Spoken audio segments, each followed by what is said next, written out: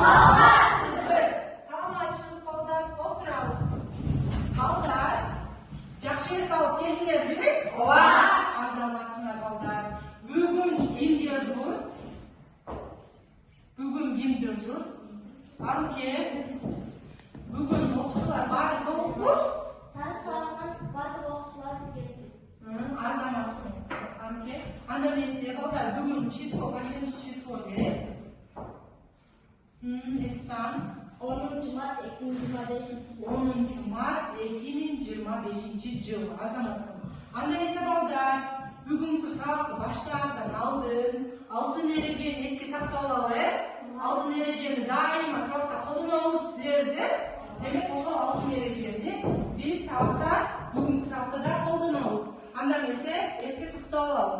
Бүгүнкү сабакка активдүү катышабыз, кол көтөрүп жооп беребиз, бирөөнүн оюн уга билебиз, убакытты туура пайдаланабыз, бири-бирибизди сыйлайбыз балдар. Демек ушул алтын эрежени бүгүнкү сабакта колдонобузбу? Азаматсыңар бүгүнкү сабакта ушул алтын эрежени колдонобуз. Анда эмесе маанайларыбызды көтөрүп алыш үчүн биз жагымдуу маана түзүп алалы, балдар. Жагымдуу маана түзүп алуу үчүн биз ар бириңердин алдыңарда ушундай ак кагаз бар, ушул ак кагазды алабыз. Башыбызга коебуз, балдар. Коелучу? Баарыбыз коебуз. Баарыбыз койгочу? Койдукпу? Анда эмесе маркерди, ручканы алабыз дагы, жаныбызда отурган классташыбызды сүрөткө тартабыз. Түшүнүктүү болдубу? Классташыбыздын сүрөтүн тартабыз. Анда эмесе баштадык.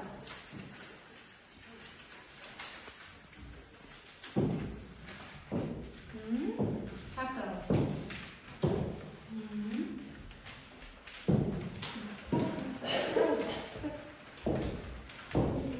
Баарыбыз бүтсөк, балдар, бири-бирибизге көрсөтөбүз. Бири-бирибизге көрсөтөбүз. Кандай сыйга чыгыптыр? Карайлычы. Бири-бирибизге көрсөтөлүчү. Көрдүкпү? Азаматсыңар, маанайыбыз көтөрүлдүбү? Азаматсыңар, демек бүгүнкү сабакта ушундай жагымдуу маана менен сабакты баштап алалы, балдар. Доскага келип, демек бул жактагы топторго бөлүнүп алсаңар, келгиле, балдар. Бөлүнүп алалы.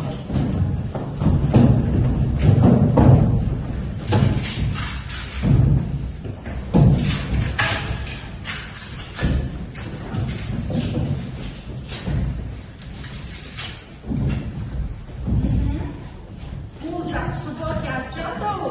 Ал эми бул жак болсо, баскет каган тобу болду. Азаматсыңар, балдар. Бүгүнкү сабакта эки топко бөлүнүп алдык, үй тапшырма. Эмне болду, эле балдар? Кайсуу? Тапшырма Элисейлик кыргыздар. Элисейлик кыргыздар болчу. Азаматсың. Бүгүнкү сабакка даярбызбы? Ооба. Мен силерге үй тапшырманы суроо алуу үчүн атайын суроолорду даярдап келдим. Ошол суроолор аркылуу тапшырманы сурап атам, Анда эмесе мен WordPad программасы аркылуу силерге суроолорду даярдап келдим. Балдар, Мукан Каган канчанчы жылы кыргыздарга жоопул жасаган? Балдар, ойлонобуз. Ким жооп берет? Ким жооп берет? Айсу, бул жака келип, суроого жооп берип, анан жооп бергенибизди басабыз, Türk Kaganı'nın 3. Kaganı Mungан 556-557 жылдары Атайын Кыргыздарга жооптул жасашкан. Демек 556-557 азамат жооп турат. Бир упай. Кийинки суроого көңүл бурабыз, балдар. Түрк кагандыгы 2ге бөлүнгөн мезгил. Ким жооп берет? Гүлназ.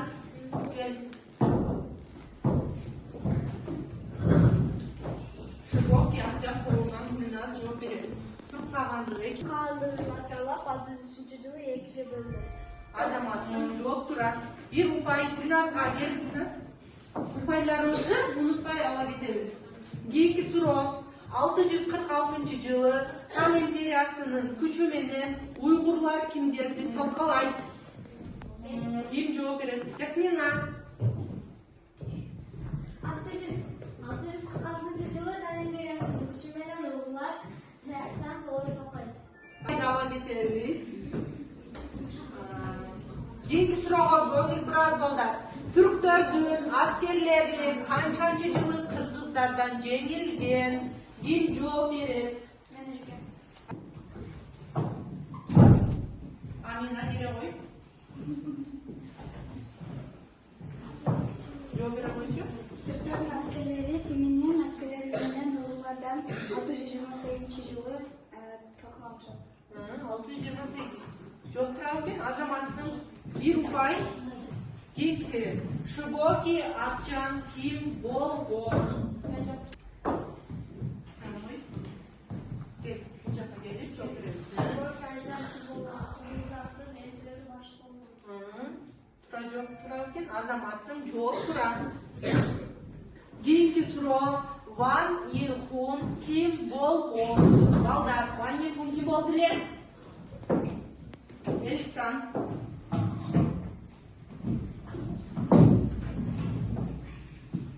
Ван Йихун ким болду эле? Ванихун ким болгон? Ванихун Тан империясынын элчиси болгон. Азаматтың жооп тура. Кийинки суроо көңүл бурабыз балдар. Кыргыздар Кытай мамлекетине канчанчы жылы элчилик жиберилген? Ким жооп берет? Арукке келе.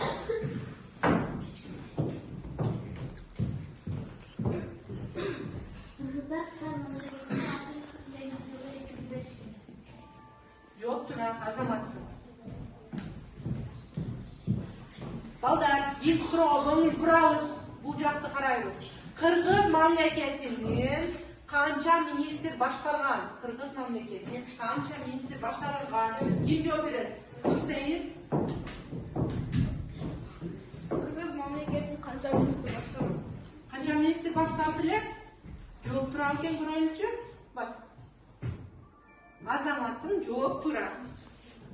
Андан кийинки суроого көңүл бурабыз. Акыркы суроо. Кыргыз мамлекетинин 3 министри. Алар кайсылар эле? Милана.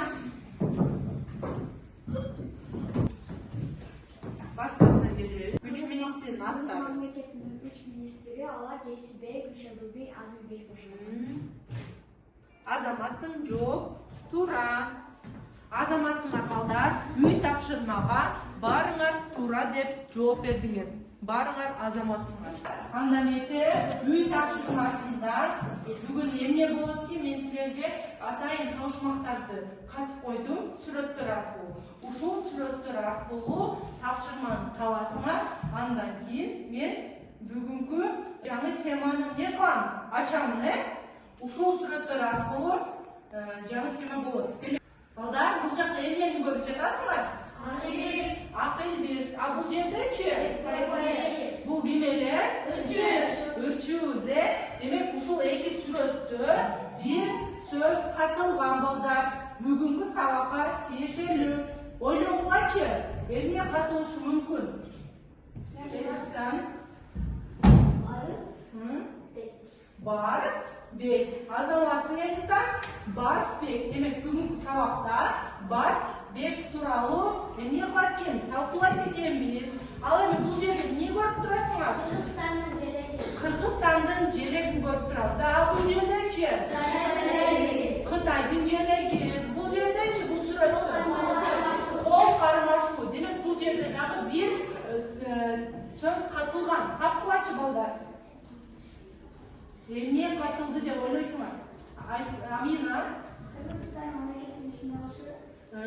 Кыргыз Кытай мамлекетинин чыңдалышы тууралуу өтөт экенбиз. А бул жерде эмне көрүп атасыңар балдар?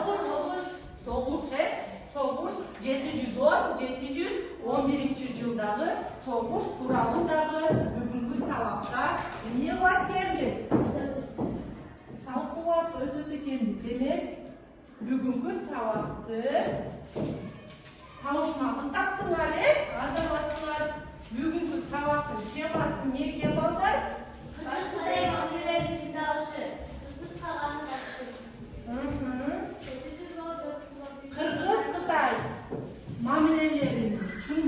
алышты.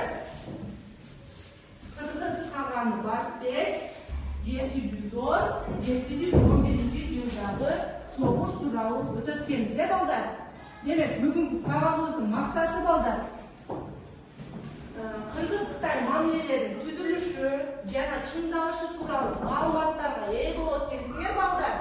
Барсбек кагандын башкаруу жылдары жана соңку салгылашууларынын натыйжаларын аныктайт экенбиз балдар. Кыргыз улуттук мамлекетинин түзүлүшүн, тарыхын, маанисин не кылат экенбиз балдар? Аныктайт экенсиңер. Демек бүгүнкү сабактын максаты ушул экен. Андан эмесе балдар, бул жактагы слайдка көңүл бурабыз. Кыргыз-Кытай мамилелеринин ортосунда элчиликтин мамилелеринин башында Түрк кагандыгы эмне болгон кулашы түркүр болуптур балдар. Ошондой эле Кыргыз-Кытай мамилелери бири-бирине элчилик жөнөтүп, бири-бири менен мамиле курушуптур. Биринчи жолу Кытайлар кыргыздарга 632 жылы Кытай императору Ванюкун деген элчисин кыргыздарга жөнөтөткен. Ал эми кыргыздар болсо биринчи элчилигин Кытайга 643 жылы жөнөтөт экен балдар. Балдар, бул жерде Шибоки Атжан, бул Шибоки Атжан ким болгон? Кыргыздардын эрте бери башчысы болгон. Ушул мезгилде кыргыздарды башкарып турган балдар. Бул сүрөттү карасаңар. Демек Шибоки Атжандын Кытайга иш сапары. Кытайга кандай иш сапар жүргүзүптүр? Кыргыздардын кезектеги элчилиги 648 жылы барыптыр. Ал элчиликте ким барыптыр? Шибоки Атжан өзү барыптыр. Балдар, Кытай императору мартабалуу мейманды урматына сый тамак уюштуруптур балдар.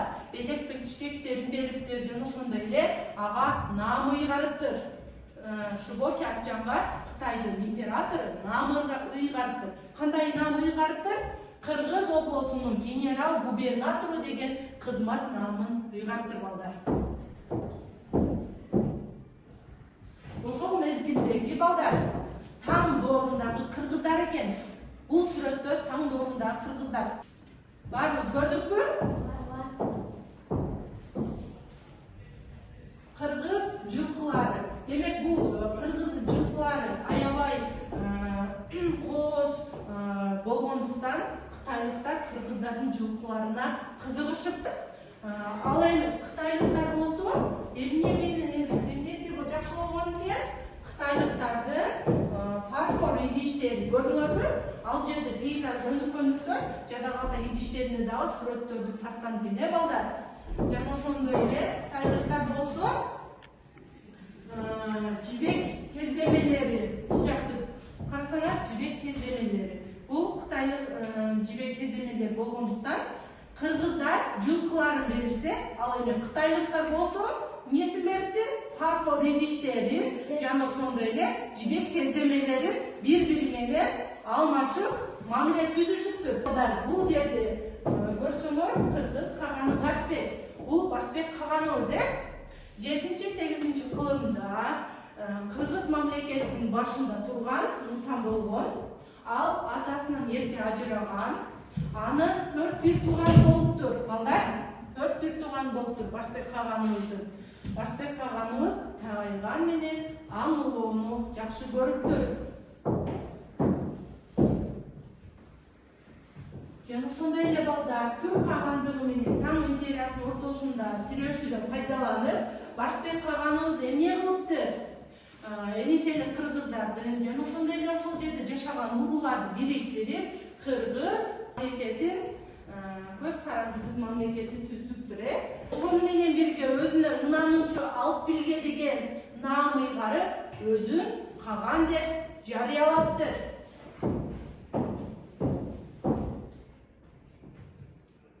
Бул жакта көрсөңөр балдар, Барсбектин тышкы саясаты. Тышкы саясаты кандай жүргөн? Демек Барсбек каган 80 миңдей аскер жыйноого мүмкүнчүлүк ээлеген турган. Бул сүрөттөн карасаңар болот. Барысбек каганыбыз ошол мезгилде 80 миңдей аскер жыйнаптыр. Бул сүрөттөн көргүлө.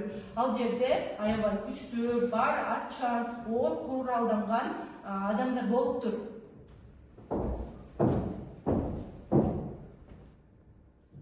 Барысбек экинчи чыгыш түрк кагандыгы жалгыз алай ал башына көзү жетип, Кытай жана Түргөч каганы менен не кылыптыр? Мамилени түзүптүр, Демек бул жакты карайбыз. Согушка даярдык дейт. Барысбек согушка кантип даярданыптыр, балдар? Барысбек душмандардын кыш мезгилинде минустун өрөөсүнө кирип келүүсүнүн алдын алуу үчүн не кылыптыр? Карагайлардан бекем чымдоолорду куруптур, балдар. Карагайлардан бекем чымдоолорду куруптур. Душман бул жактан өтпөш үчүн, Жана ошондой эле чыгыш түрктөрдүн кыргыздарга жогорку дейт. Кыргыздарга жетүү үчүн Саян тоосун ашып өтүш керек эле, балдар. Кыш кыргыздарга карабай жабылып калган белди ашып өтүүнү түрктөр чечишиптир, Кыргыздар кышында көкмен бели аркылуу душмандар келет деп ойлошкон бекен? Бул жерде Саяндагы ашуу дейт. Ушул Саян тоосун ашып, кимдер ашып өтүптүр? Түрктөр ашып өтүптүр, эмне үчүн ашып өтүптүр? Кыргыздарга кол салуу үчүн түрктөр кыш мезгилинде ушул ашууну ашып өтүптүр. Бул ашууну ашып өтүш аябай кыш мезгилинде кыйынчылыкты туудурган экен. Ал эми жаз мезгилинде бул жерде ашуудан ашып өтүш оңой болгон экен. Ошол түрктөр кышында, кыш мезгилинде ушул ашууну ашып өтүп, кыргыздар уктап жаткан мезгилде кол салышат экен, балдар. Бул ашууну ашып өтүү аябай кыйынчылыкты туудурат. 10 күн дегенде ушул ашууну өйдөсүнө чыгып, 10 күн дегенде ылдыйга түшүшөт экен. Жана ошондой эле ошол мезгилде кыргыздардан чыккан чыккынчы болот экен. Ал түрктөргө эмне кылат? Жол көрсөтөт экен, Кийин жол көрсөткөндө түрктөр ага ишенбей найза менен сайып өлтүрүп коет экен.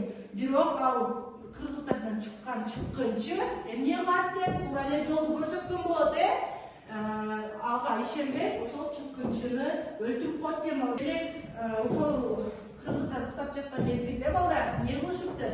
Түрктөр басып келип көптөгөн түн талашы болуптур. Кыргыздар түн ичинде душман келет деп ойлобой, кыргыздардын көптөгөн жоокерлери ошол түн ичинде каза болуптур. Ошого карабастан Барысбек каганыбыз өзүнүн аскерлерин жыйнап, Сунга токоюна алып барат экен. Демек, балдар, Барысбек каган ошол салгылашуудан улам каза болот экен. Барысбекке баатырдын урматына адам боюндай бийик ташты жасатышат экен. Демек, балдар, бул Барысбек каганыбыз, бул Барысбек каганыбыз. Балдар, бул таш Барысбекке арналган таш экен. Барысбекке арнап, баатырыбыздын урматына арналып, ошол мезгилдеги кыргыздар ушул ташты жасаптыр.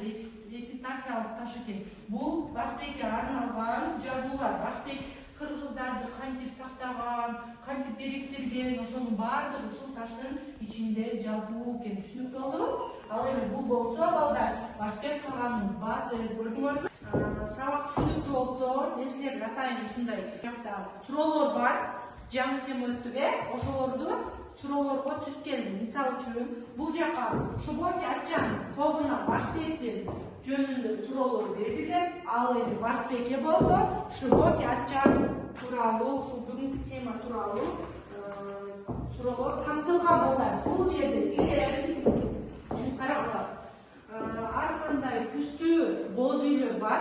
Ошол боз үйлөр кайсы түскө келсе, мисалы үчүн көк боз үй келсе, ушул көк боз үйдү алып, топ менен жооп беребиз. Балдар, 1 минутта убакыт берилет. Ошон үчүн убакытты туура пайдаланыңыз. Түшүнүктүү болдубу? Анда эмесе баштайлы. Баштайлы.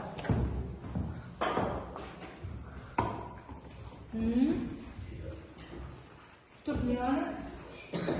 Кайсы түстө келди боз үйүңөр? Бизге Türkler bozuyu düştü. Surog'o top menen cho'g'u javob berasizlar. Al endi Shibok yatgan to'g'ri sizlarga qaysi bo'zi tush keldi? Biz Shibok yatgan to'g'ri bizga ko'p bozu düştü. Azamatlar, Surog'o top menen ishdaymiz bolalar.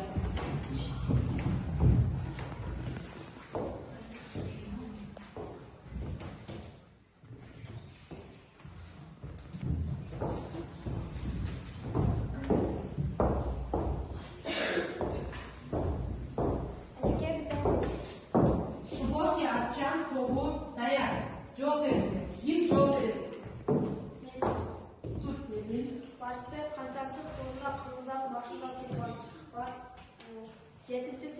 turunda başka kalan kırmızılar başında tutan var. Azamatın kim javob beradi? Başka komandasından Erstan. Eristan.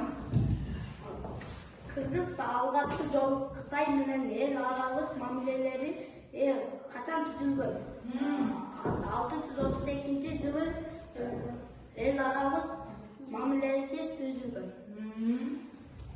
Geliyor mu?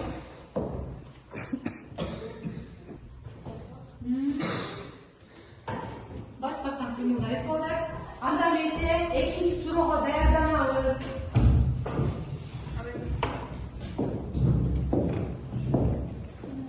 Başbakan doğru qanday bo'zi so'ra keldi? Sarı ko'k tuz bozu düştü. Top menen ishdaymiz.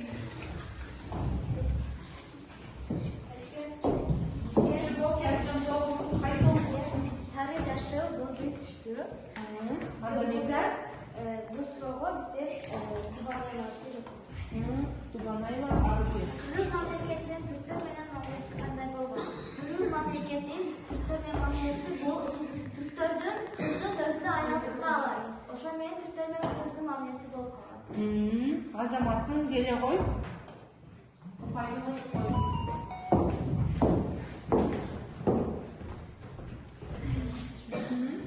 Azamatın oturağımız bir yana. İki topte kubikte kurutağız.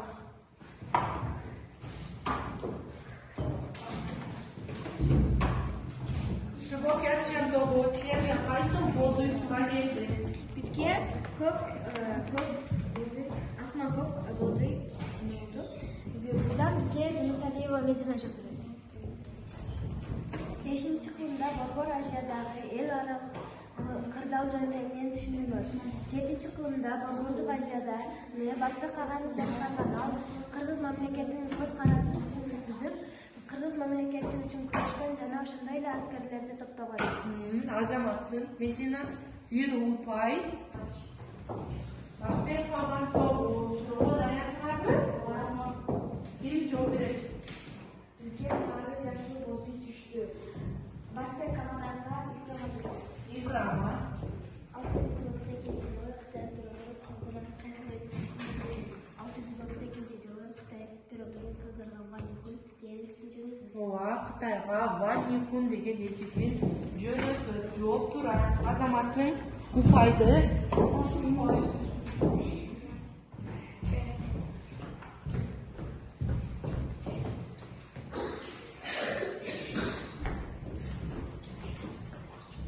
Балдар, анда месе кубикли дагы утабыз.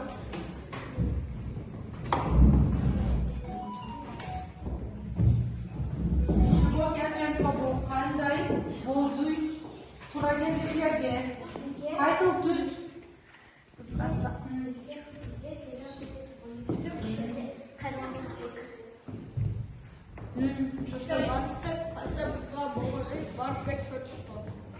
Barsbek qancha bir tuğa bo'lib tur?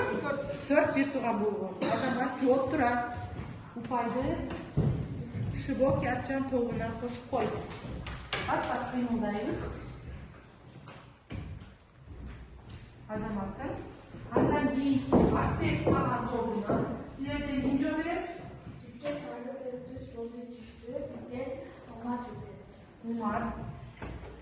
Şibok'u açan olmaz. Şibok'u açan Kırgızların elde beri başçısı olan. Qirg'izlarni elda beri jana barchasi bo'lgan. Javob turadi Azamatsin.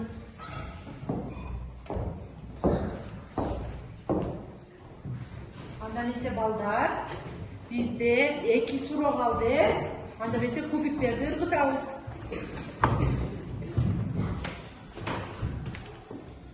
Силерде Шубоки Атчан тобу кандай түс болду тура келди? Бизге сары көзү Суроого даярдангыла. Баш бермаган тобу кайсы түс болду тура келди? Басбек командасына бизге келе туйду. Азаматсыңар топ менен иштейбиз.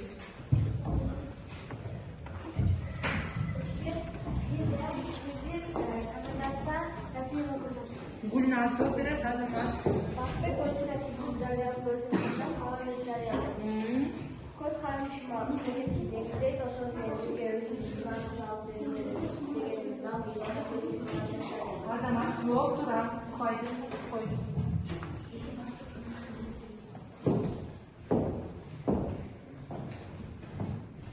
Башка калган тобу силерден жооп берет.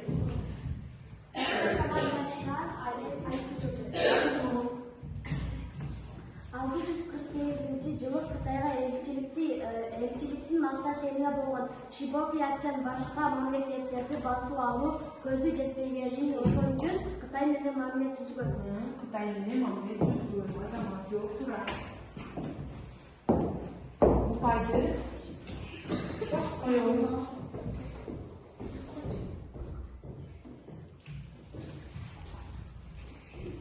Азаматсыңар балдар, бир гана суроо калды. Бир гана суроого алабыз. Бир гана алууга. Кайсы болду үч келди? Жасмина, кайсы болду үч келди? Көк сары Азаматсың, анда топ менен иштейбиз. Башка калган тобу силерге кандай түс болду үч келди? бизге көк түс болду. Азаматсыңар топ менен иштейбиз.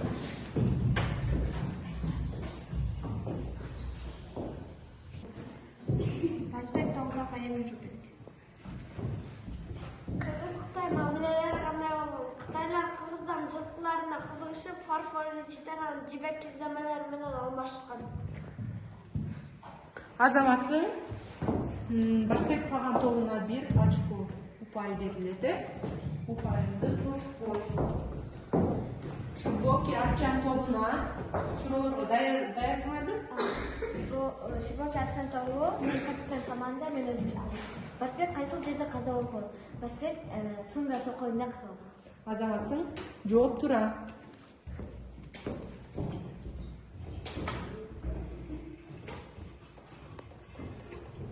Азаматсыңар балдар, бүгүнкү сабак түшүнүктүү болуптур. Баардыгы туура деген жоопторду бердиңер. Азаматсыңар балдар, сабакты бышыктап алыш үчүн мен силерге атайын бака оюнун даярдап келдим. Бул бака оюнунда биз туура жооп берсек гана бака сууга чөкпөйт. Түшүнүктүү болду? Туура эмес жооп берсек бака суудан чөгүп кетет. Анда эмесе оюнубузду баштайбыз. Жооп беребиз. Кайсы каган кыргыздардын чек арасына жетип, бирок токтотулду жана тынчтык келишими түзүлдү? Кел Айсу. Түрктөрдүн каганы капаган. Жооп тура. Отур. Түрктөр кыргыздарга кол саларда кайсы кырка тоону ашып өтүштү эле? Жасмина кел. Азаматтын жооп тура. 709-жылы түрктөр кыргыздарга сокку уруп кайсы жерди басып алышты эле? Кел Милана. Бат-баттан келебиз. Убакыт чектелүү. Азаматсың. Түрктөр менен кыргыздардын ортосундагы чоң салгылашуу канчага созулду? Эген кел. Азаматсың жооп тура. 7-8 кылымдын башында энесиде кыргыздардын каганын башкаруучусу ким болгон? Кел, Умар. Ким болду эле? Басбек. Азаматсың жооп тура. Бир упай. Эпитафиялык маалыматтарга караганда Басбек канча бир тууган? Нурсейит кел. Канча бир тууган эле? 4 бир тууган. Азаматсың жооп тура. Барсбек, кайсы токойдо каза болду? Икрама кел. Кайсыл жерде? Суңгар токойунда каза болду. Азаматсыңар анда эмесе балдар бирден окуучу келип, эки топтун упайларын санайбыз. Келгиле. Бирден окуучу келип, упайларын санайлычы.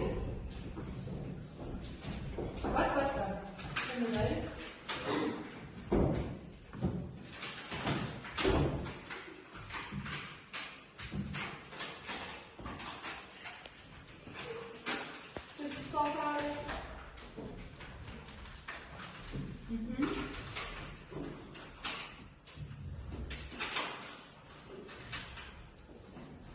Bu жақта. Азыр білсін.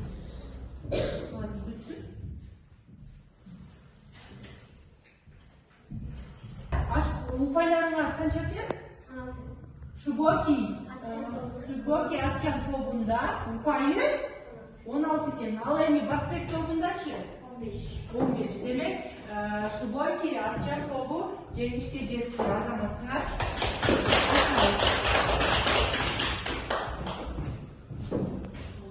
Үйгө тапшырма 12 параграф. Баарыңар үй тапшырманы күнделиккө жазып алдылар.